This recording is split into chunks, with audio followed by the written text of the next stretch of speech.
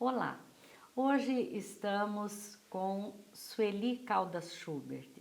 Sueli é escritora, palestrante espírita, já com diversos livros editados.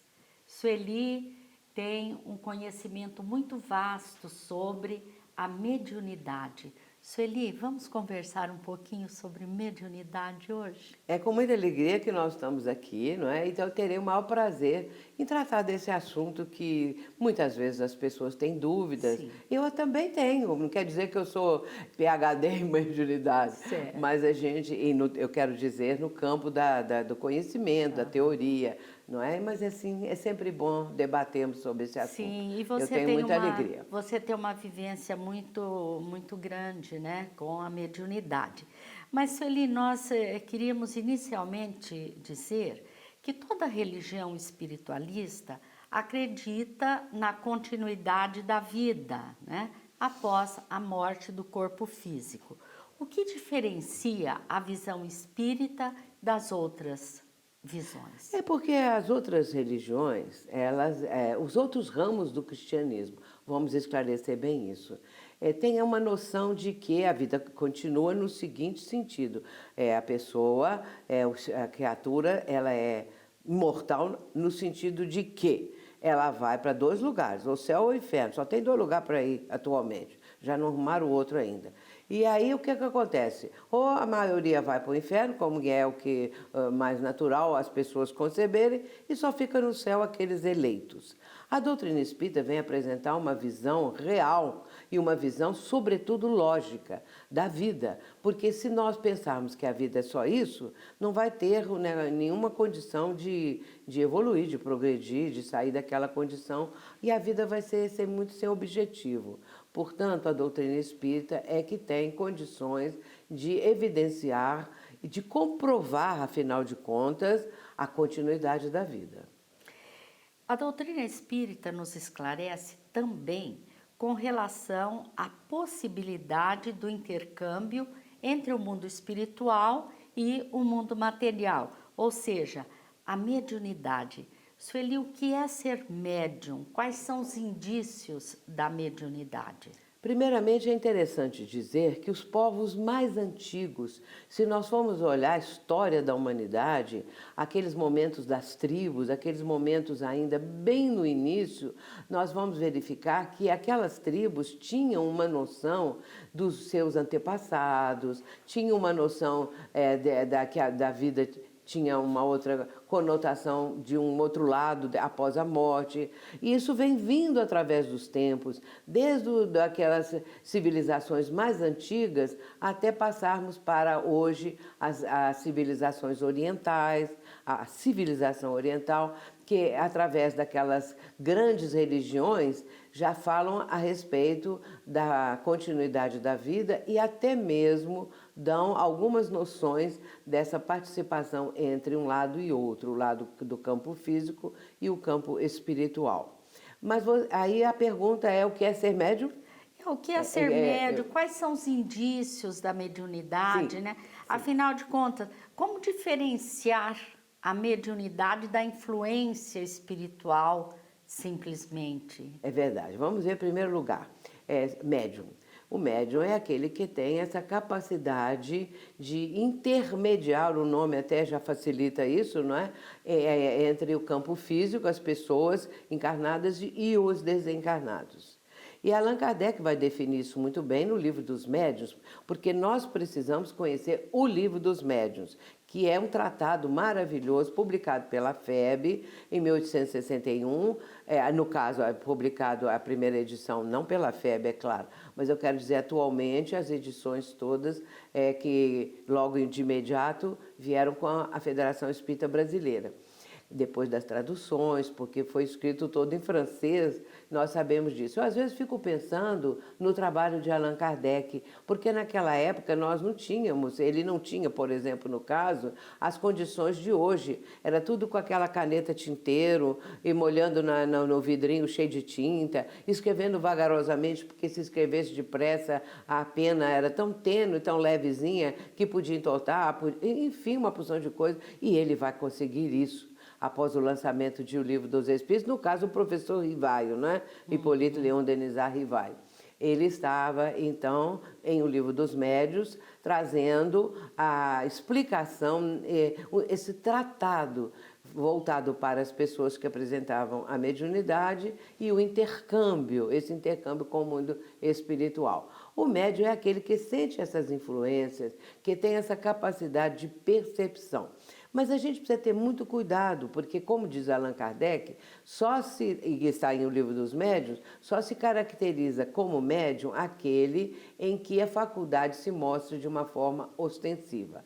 A faculdade é comum a todas as pessoas, porém, somente aqueles em que ela já se apresenta de uma forma mais evidente são chamados de médiuns.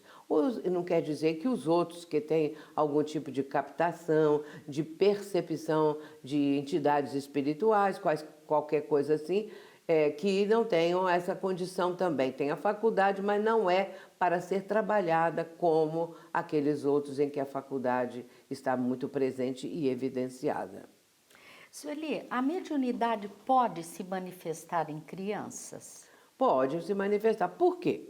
Porque a criança é um espírito antigo. É isso que nós temos que entender, porque às vezes a gente vê aquele bebezinho ali tão lindinho, tão isso, tão aquilo, pensa que ali começou a vida. Começou a vida carnal, atual. Mas é um espírito antigo, às vezes mais antigo que seus próprios pais. Essas crianças, elas podem apresentar essa condição de perceber o mundo espiritual, perceber presenças, muitas vezes pensando até que aquilo é muito natural. Nós vamos encontrar muitos e muitos casos, e existem aquelas crianças que dizem ver sempre ali no ambiente um velhinho, uma velhinha, uma pessoa que Brincam pode até... com outras crianças, né? Outra criança, pode ser até descrita pela criança quando ela tem a possibilidade de explicar o que ela vê. E o interessante é que se a criança está falando que vê um velhinho, se os pais abrirem o álbum de fotos da família, pode ser que a criança, olhando aquelas fotografias, diga, esse velhinho aqui está sempre aqui. E aí vai ver o avô, bisavô e essa coisa toda. Agora, é claro que os pais, não tendo conhecimento da doutrina, muitas vezes levam para o psicólogo a criança. É importante porque o psicólogo ajuda, mas só que tem que o psicólogo, não tendo conhecimento da doutrina espírita, não tem conhecimento do mundo espiritual, ele vai falar que é da imaginação da criança. Tá certo que a criança tem essa imaginação, porém, muitas vezes isso é evidente e é real. A mediunidade, portanto, pode se apresentar assim. Agora, aí tem um fato muito interessante. Não quer dizer que aquela criança, quando começa o seu crescimento, com mais idade um pouco, já beirando, por exemplo, a adolescência, que a mediunidade, aquela apresentação anterior, vai continuar. Pode ser que foi só num período, até os 7, 8 anos, e depois desapareça. E pode aparecer mais adiante na fase da adolescência, ou não, porque nós não podemos dizer que vai ser assim ou vai ser de outro jeito. Isso aí é o tempo que vai mostrar o quanto aquela mediunidade inicial pode ainda se apresentar mais adiante. Sueli, em O Livro dos Espíritos está anotado, em resposta à questão 459, que os espíritos influenciam em nossas vidas muito mais do que nós imaginamos, que de ordinário são eles que nos dirigem. Então, nós vemos a possibilidade da influência boa e da influência negativa, né? Que nós entendemos como a obsessão. Você poderia nos falar o que é a obsessão? Primeiramente, falarmos da influência. Sim. Por que acontece a influência? E também é bom saber que a influência, a aproximação de espíritos para atormentar a criatura, para influenciar a vida da pessoa, há necessidade que exista uma afinidade de ideias, um momento também que a pessoa está, vamos dizer assim, aberta a sofrer essa influenciação, seja pelo tipo de vida que ela leva, seja por alguma coisa anterior, enfim, essa pessoa capta isso. Mas nós todos somos vulneráveis a isso, porque o intercâmbio é mental.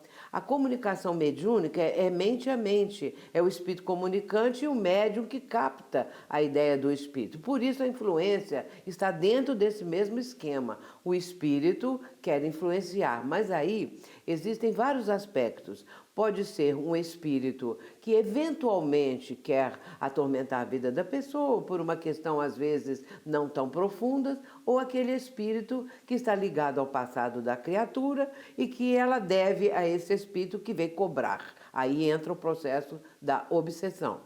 O processo obsessivo, o espírito começa a emitir os seus pensamentos, que a criatura que está sendo visada, ela se torna vulnerável, porque ela deve a esse espírito, ou ela deve à divindade, ela deve, no contexto geral da sua vida, alguma coisa que ela fez no passado e que hoje está sendo cobrado. Porque nada é assim, de uma forma aleatória, de repente.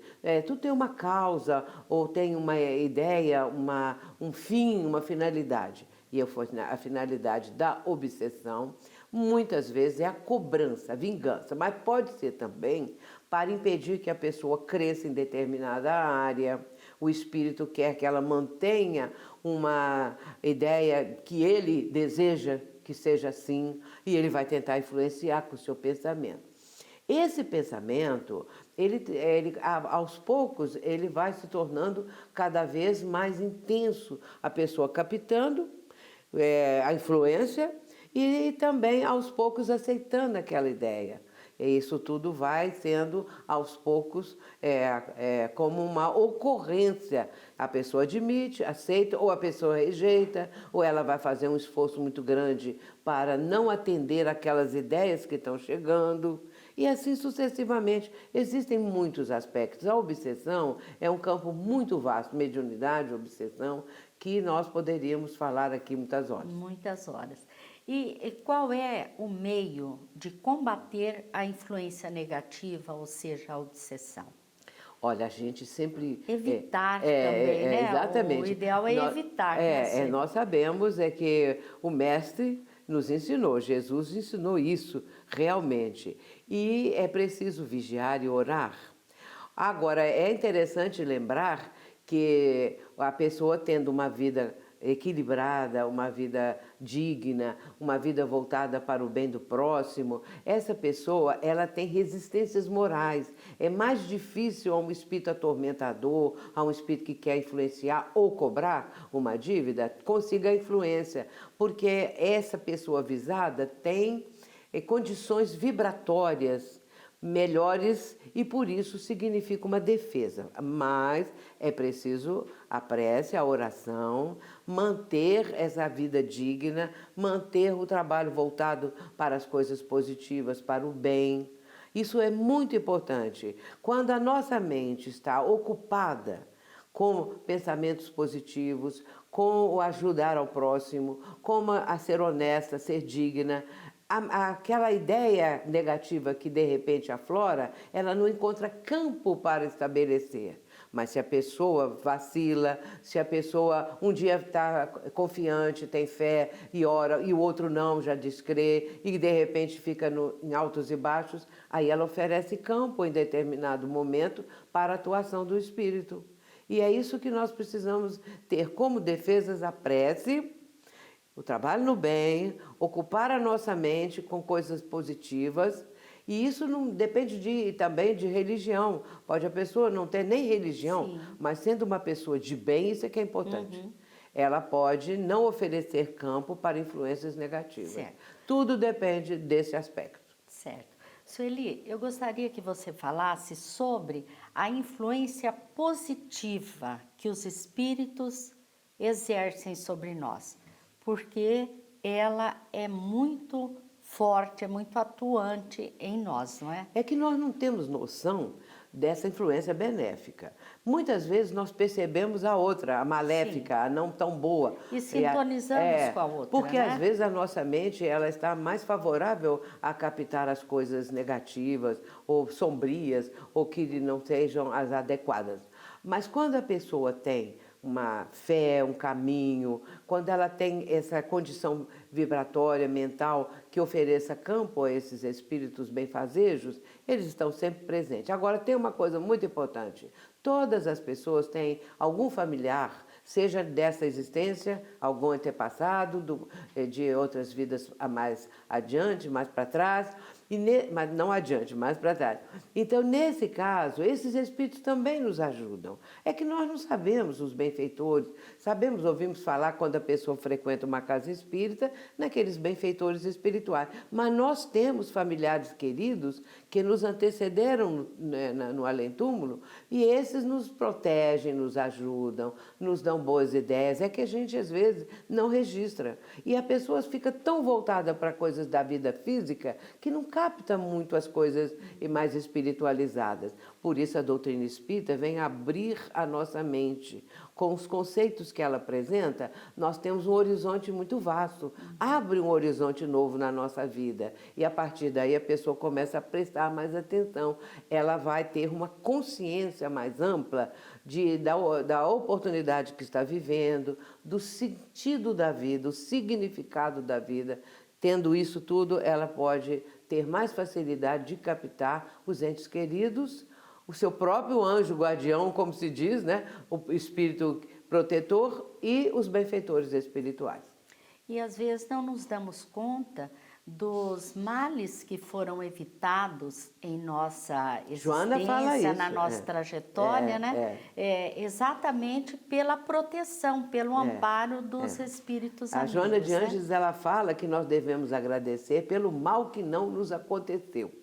E isso é muito importante. Eu tenho seguido muito isso que a Joana fala, porque a gente às vezes passa determinadas situações tão complicadas que poderiam redundar num mal qualquer. E de repente aquilo foi vencido, superado e não acontece. E aí a Joana fala, agradecer pelo mal que não aconteceu. Agora, isso não significa que a pessoa só vê isso. Se um filho sai, vai fazer uma viagem, vai acontecer um desastre. A pessoa só pensa coisa ruim. Sim.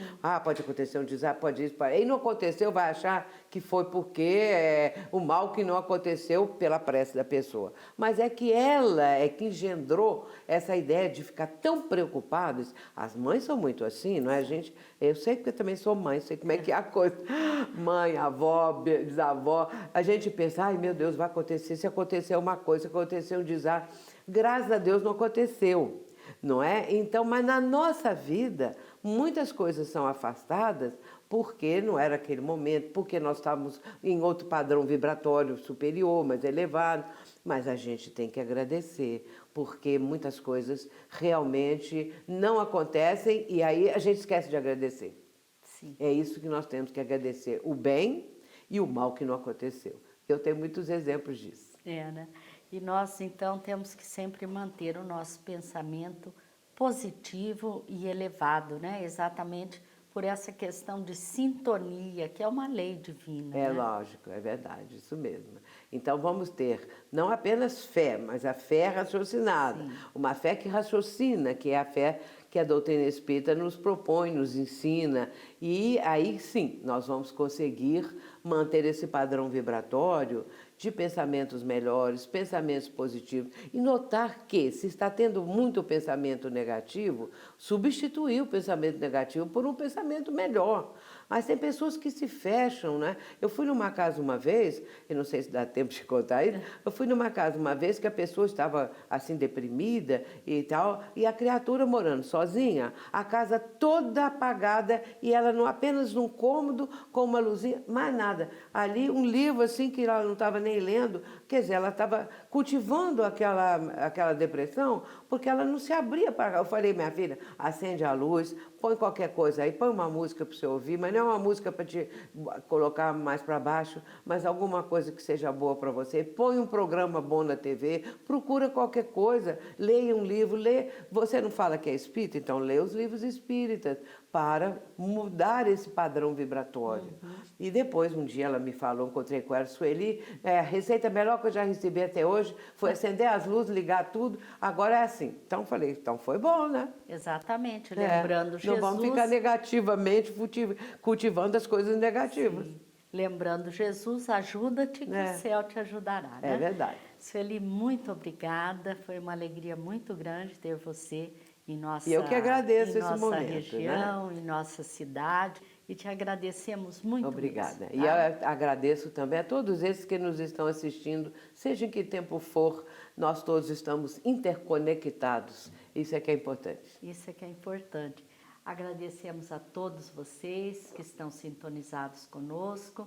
Lembramos que ainda temos a mensagem do Momento Espírita, que sempre nos traz reflexões muito importantes para todos nós e desejamos a todos muita paz.